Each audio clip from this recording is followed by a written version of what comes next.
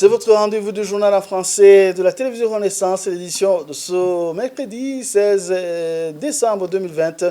Bonjour madame, bonjour messieurs, les titres pour démarrer. Là, près de 400 journalistes sont en prison au monde, 59 sont uniquement en Afrique, dont 4 reporters d'Iwachu. Ces chiffres figurent dans le rapport de l'organisation Reporters sans frontières publié lundi de cette semaine. Cette organisation regrette cette attitude qui est devenue un moyen des États de priver la liberté d'expression à leur peuple. Et la CAT Burundi dénonce des traitements inhumains et dégradants constitutifs d'actes de torture dont sont victimes les détenus dans les prisons de Mimba et Muramvya, et en particulier ceux poursuivis pour des crimes à caractère politique. La CAT Burundi pointe du doigt les directeurs des établissements pénitentiaires, les agents du service national de renseignement et les détenus fidèles du parti au pouvoir, le CNDD-FDD. L'expert en économie Faustin Dikoumana conseille au gouvernement de concevoir une stratégie spéciale de lutte contre la corruption, car le développement économique au Burundi est impossible tant que la corruption ne sera pas encore éradiquée. Voilà pour le sommaire.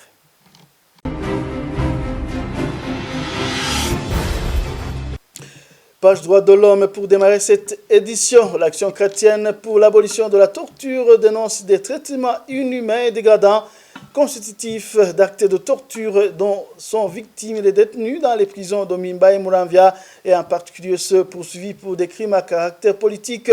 Dans son rapport du mois de novembre, Maître Niburumunsi Jean-Claude, chargé du département juridique, parle aussi de la problématique d'accès aux soins de santé des détenus. Akat Burundi pointe du doigt dans son mauvais traitement les directeurs des établissements pénitentiaires, les agents du service national de renseignement et les détenus fidèles du parti au pouvoir, le CNDD-FDD. Suivez. La CAT Burundi vient de publier un rapport sur les violations des droits des prisonniers couvrant le mois de novembre 2020. Dans le dit rapport, la CAT Burundi s'est focalisé sur les traitements inhumains et dégradants constitutifs d'actes de torture et la privation des soins de santé, ainsi que la problématique concernant la surpopulation carcérale. En ce qui concerne les traitements inhumains et dégradants constitutifs d'actes de torture, nous avons remarqué la récurrence du phénomène. Les auteurs sont les prisonniers fidèles au parti présidentiel qui opèrent sous les ordres de la direction. Ils sont nommés par la direction de la prison pour faire partie du comité de sécurité. Celui qui est responsable de ce comité à la prison de Mimba, il est nommé Prosper Minani. C'est lui le responsable de ce groupe de tortionnaires. Au cours de son mois, un autre phénomène qui consiste à faire sortir de la prison des détenus et les mettre à l'extérieur de la prison pour subir des actes de torture a été constaté. Et les cas identifiés sont ceux de Sabima Anaïmenegis, de son épouse de la prison de Mimba, et Kwizera Isaac et Jean-Claude Ilambona de la prison de Muramvya. En ce qui concerne la santé des détenus, il a été constaté que l'accès aux soins de santé reste problématique dans certains des établissements pénitentiaires comme la prison de Gitega, où il n'est plus autorisé aux détenus de sortir pour subir des soins à l'extérieur de la prison. À la CAT Burundi, nous avons demandé surtout au gouvernement du Burundi, en particulier le ministère de la Justice qui a en charge dans ses attributions la gestion des prisons, d'arrêter et de traduire en justice les auteurs des violations des droits de l'homme en général et ceux des détenus en particulier, d'améliorer les conditions carcérales en prenant des mesures de désengorgement des prisons et de traiter sur un pied d'égalité tous les prisonniers.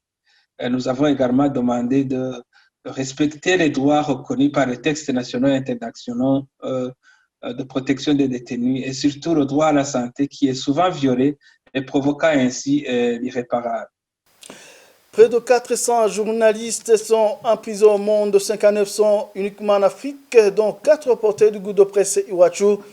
Dans un rapport de l'organisation Reporters sans frontières publié lundi dernier, cela est devenu un moyen des États pour de priver la liberté d'expression à leur peuple. Arnaud Frogère, directeur de RSF Afrique, se dit inquiet de cette situation qui ne rassure pas sur la sécurité des journalistes. Il appelle les États au respect du métier. Le journalisme n'a jamais été un crime et ne le sera jamais. Suivez Arnaud Frogère.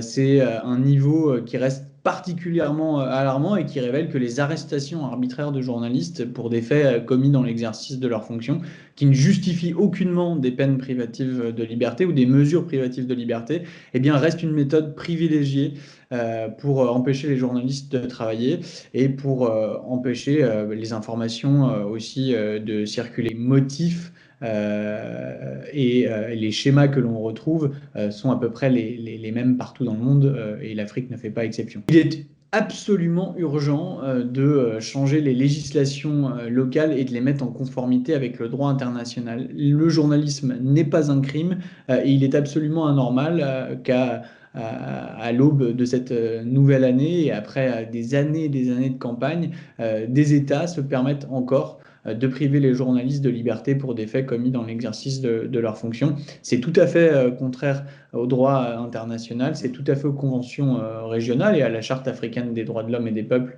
D'ailleurs, pour ce qui concerne l'Afrique, un journaliste ne devrait pas se retrouver en prison pour des faits commis dans l'exercice de ses fonctions. Et le meilleur moyen d'éviter cela, eh bien, c'est de mettre fin aux peines privatives de liberté dans les législations locales pour les mettre en conformité avec le droit international de manière eh bien, à ce que toute mesure privative de liberté qui serait décidée arbitrairement eh bien, se heurte au droit et ne puisse pas être autorisée par les justices des différents pays. Trop de pays maintiennent encore dans leur droit la possibilité d'emprisonner des journalistes et c'est absolument scandaleux que cet état de fait eh bien, soit encore présent. Rappelons que nos 4 confrères du groupe Top Presse Iwachu totalisent aujourd'hui 422 jours d'incarcération. Ils sont accusés de complicité d'atteinte à la sécurité intérieure de l'État. Ils ont été condamnés à 2 ans et demi de prison et à une amende d'1 million de francs burundais chacun. Les organisations internationales des droits de l'homme et des professionnels des médias trouvent qu'ils sont emprisonnés injustement et ne cessent de demander qu'ils soient libérés sans condition. Page économie à présent, de façon flagrante, la corruption est à une allure inquiétante au Burundi. L'expert en économie Faustin Ndikumana conseille au gouvernement de concevoir une stratégie spéciale de lutte contre la corruption. Dans une conférence de presse animée ce mardi, Faustin Ndikumana est sans équivoque le développement économique est impossible tant que la corruption n'est pas encore éradiquée. Suivez Faustin Ndikumana. Et il faut plutôt que le gouvernement conçoive une stratégie spéciale de lutte contre la corruption. Et vous savez que dans le passé, il y avait une stratégie nationale de bonne gouvernance de lutte contre la corruption qui est arrivée à terme, je crois, en 2015, comme ça. Et il faut concevoir une autre pour avoir un plan opérationnel évaluable de lutte contre ce fléau. Et pour nous, ce plan pourrait avoir 6 piliers. Il y a d'abord la sensibilisation à la dénonciation. D'abord, sensibiliser la population sur les conséquences de la corruption. La corruption, c'est un cancer. Si elle gangrène le fonctionnement des sphères de l'État, il y a tendance à ce que la situation s'empire au niveau du développement, au niveau de la croissance économique. Et aussi, il faut protéger les dénonciateurs. Il faut inviter la population à dénoncer, mais il faut protéger par les lois, les syndicats, les médias qui doivent justement favoriser la dénonciation dans la transparence des actes de corruption. Ensuite, il faut troisièmement améliorer le cadre légal de lutte contre la corruption. Quand les lois sont lacunaires, il faut améliorer le cadre légal. Le Burundi a souscrit à la Convention des Nations Unies de lutte contre la corruption. La Convention de l'Union africaine de lutte contre la corruption sont des textes de référence qui montrent vraiment des voies prometteuses pour lutter efficacement contre la corruption. Il faut alors améliorer ce cadre légal et renforcer les institutions de contrôle, à l'occurrence les tribunaux de l'État, la Cour des comptes. Le 5e pilier, c'est la répression, c'est la justice qui doit être opérationnelle, fonctionner en toute indépendance. Et sinon, les enquêtes aussi doivent aboutir aux sanctions. À défaut de la justice, il faut commencer à appliquer ce qu'on appelle les sanctions administratives, retirer des fonctions certains cadres véreux qui gèrent de façon qui pillent sans vergogne les deniers de la caisse de l'État. Il faut aussi procéder à des évaluations régulières de l'état de la corruption, les études et les enquêtes. Enfin, il faut vraiment sensibiliser aux pratiques de prévention, les meilleures pratiques de prévention. La déclaration des biens qui est constitutionnelle, c'est la Constitution qui parle de la déclaration des biens. Il faut vraiment une loi claire qui éclaire sur la façon dont cette opération doit être faite de façon efficace, parce que c'est le rempart dans la lutte contre l'enrichissement illicite et le blanchiment. Le journal poursuit. Le mouvement Inamahoro des femmes et des filles pour la paix et la sécurité au Burundi dénonce le trafic des êtres humains qui reste une réalité au Burundi. La réaction de ce mouvement intervient après l'arrestation dans la zone de Butele ce lundi de 111 femmes et filles qui étaient sur le point d'être embarquées vers les pays arabes. Pour Marie-Louise Balichako, présidente de ce mouvement, certaines autorités burundaises seraient impliquées dans cette affaire. Suivez. C'est un phénomène outrageant, c'est un phénomène horrifiant, c'est un phénomène qui fait mal à tout Burundais, mais ce n'est pas un phénomène nouveau. C'est un problème qui existe. On sait que le trafic des êtres humains existe au Burundi. On le sait, ça se passe au Burundi, ça existe au Burundi, même si aucune action concrète n'a encore été prise. Nous savons qu'il y a des projets pour la lutte contre ce trafic et des projets bien financés. Il y a des programmes qui ont été financés par l'OIM, il y a des programmes qui ont été financés par le gouvernement hollandais. On le sait, il y a de l'argent, mais aucune action concrète n'a encore été prise pour lutter concrètement et efficacement contre cette traite des humains. Je peux affirmer que ceux qui dirigent, ceux qui sont dans les postes de responsabilité au Burundi sont au courant.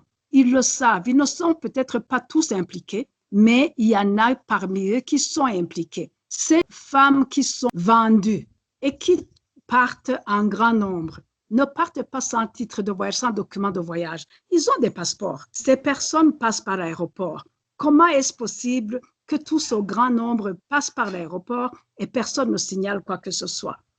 Comment est-ce possible que ce trafic s'exerce depuis des années jusqu'à ce qu'en 2018, on a commencé des programmes de lutte contre ce trafic, mais aucune action n'a encore été prise jusqu'aujourd'hui. C'est une bonne chose qu'on le mette au grand jour, mais qui fait ça? À qui appartient cette maison où on a trouvé ces femmes? Qui les a rassemblées? Et qui organise leur départ? Tout ça, c'est des choses qui indiquent que toutes les pistes sont là. Il faut juste agir. Et je crois que c'est vraiment le travail, c'est vraiment la responsabilité de ceux qui dirigent ce pays. C'est une violation grave de la loi de notre pays, des conventions internationales. Arrêter ce trafic des humains. Et avant de clore cette édition, rescapé du massacre d'Obuta, le père Bukuru Zakari a perdu 40 de ses élèves tués le 30 avril 1997 par le mouvement rebelle CND des jeunes Hutus et Tutsis confondus qui avaient refusé de se séparer sur ordre des assaillants. Malgré la douleur, l'ancien recteur du petit séminaire d'Obuta continue sur sa lancée de recherche d'unité des Burundais. Et pour le père Bukuru Zakari, les Burundais peuvent vivre en paix totalement réconciliés si les autorités burundaises y mettent de la volonté. Suivez. Akajambo nifuza kugerako nuko abarundi abatwara ubu bogerageza uko bashobora icyo gikorwa cyo kwegeranya abarundi bakavugana ukuri bagahamagara abagiye hanze bahunze bakagaruka tukabana mu mahoro bakafasha. Ndizigiye ko ubutegetsi bubiroyemwo n'abandi barundi b'umutima bose bagahaguruka, twese tugahaguruka. Nibaza ko abarundi twosubiza hamwe tugasubira tugakira naho bitazoca bibanya munsi buke buke urugwaruka ruriko ruraza kugira ntiruzobane mu ndyane mu bintu bibabaje nk'ibi. Père Boukuru Zakari, ancien recteur du petit séminaire d'Obuta, dont vous pouvez suivre l'intégralité de son témoignage sur les différentes plateformes de la télévision Renaissance. Et voilà, tout est bien qui finit bien. C'est ce qui prend fin cette édition. Merci pour votre attention. À la prochaine.